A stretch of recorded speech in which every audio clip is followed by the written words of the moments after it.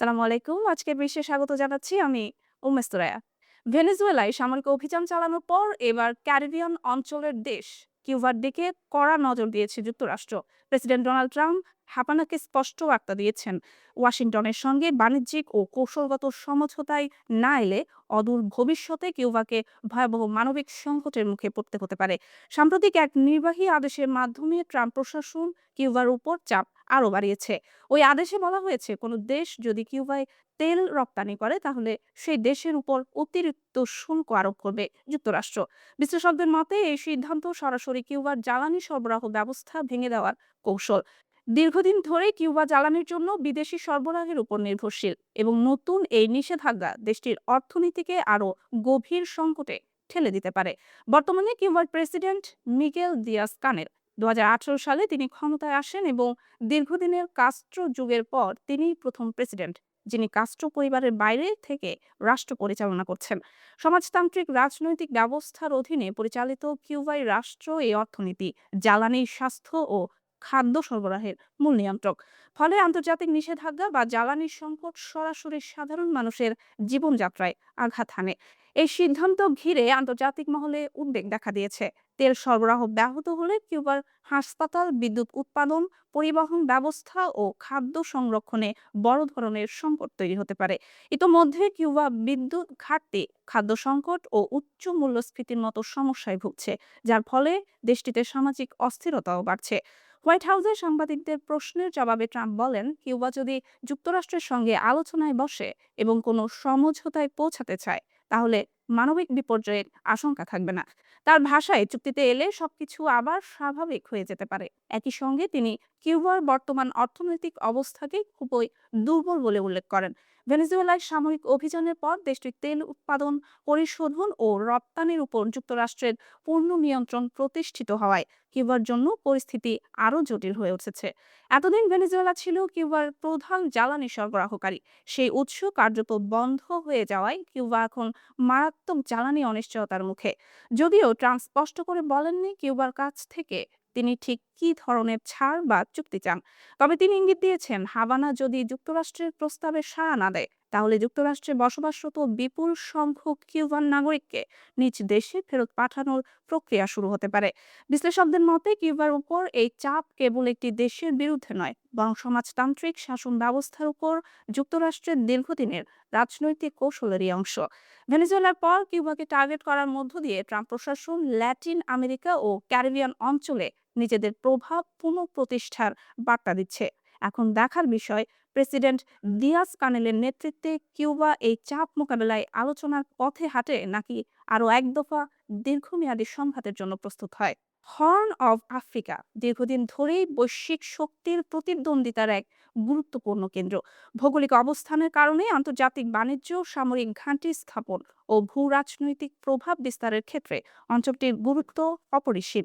সাম্প্রতিক সময়ে সোমালিয়ার বিচ্ছিন্নতাবাদী অঞ্চল সোমালিল্যান্ডকে স্বাধীন ও সার্বভৌম রাষ্ট্র হিসেবে স্বীকৃতি দিয়ে সেই পুরনো প্রতিদ্বন্দ্বিতাকে নতুন মাত্রা দিয়েছে ইসরায়েল। এতে করে সরাসরি মুখোমুখি অবস্থানে চলে এসেছে তুরস্ক ও ইসরায়েল। বিশ্লেষকদের মতে এই স্বীকৃতির মাধ্যমে হর্ন অফ আফ্রিকায় দীর্ঘমেয়াদী কৌশলগত অবস্থান নিশ্চিত করতে চাইছে ইসরায়েল।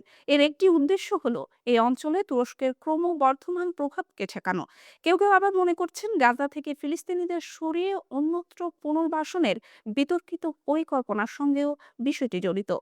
আফ্রিকা মহাদেশের উত্তর পূর্ব অংশটি মানচিত্রে দেখলে গন্ডারের শিংয়ের মতো আকৃতির বলে অঞ্চলটির নামকরণ করা হয়েছে হর্ন অফ আফ্রিকা। সাধারণত ইথিওপিয়া, সোমালিয়া, জিবুতি ও ইরিত্রিয়াকে এই অঞ্চলের অন্তর্ভুক্ত ধরা হয়। বৃহত্তর অর্থে কেনিয়া, উগান্ডা, দক্ষিণ সুদান ও সুদানকেও অনেক সময় এই ভূখণ্ডের অংশ হিসেবে বিবেচনা করা হয়।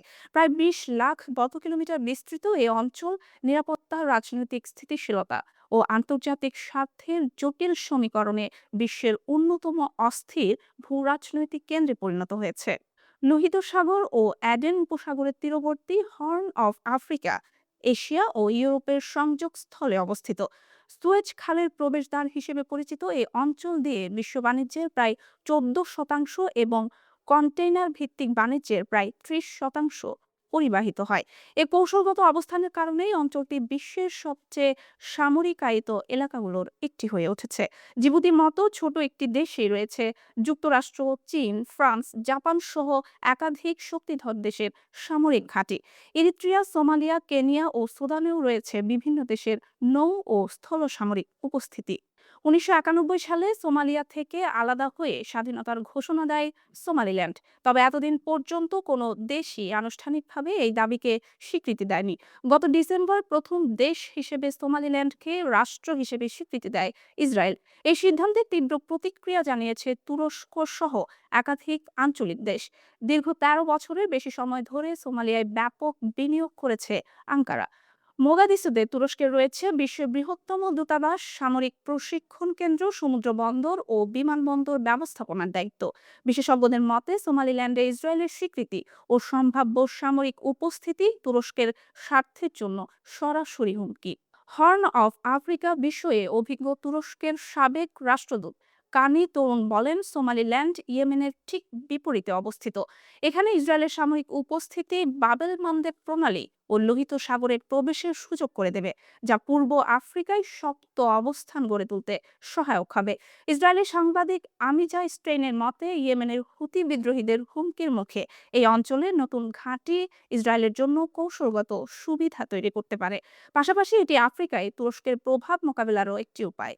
গাজা যুদ্ধের পর থেকেই তুরস্ক ও ইসরায়েলের সম্পর্ক তলানিতে ঠেকেছে।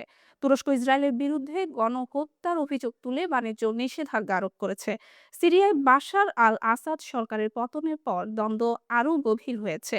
নাইরোবি ভিত্তিক Afro Asia Institute for Strategic স্টাডিজের নির্বাহী পরিচালক আবদি ওয়াহাব শেখ আবদিসামাদ মনে করেন, সোমালিল্যান্ড ইস্যুতে ইসরায়েলের সিদ্ধান্ত হর্ন অফ আফ্রিকায় তুরস্ক ইসরায়েল প্রতিদ্বন্দ্বিতাকে আরও তীব্র করে তুলবে।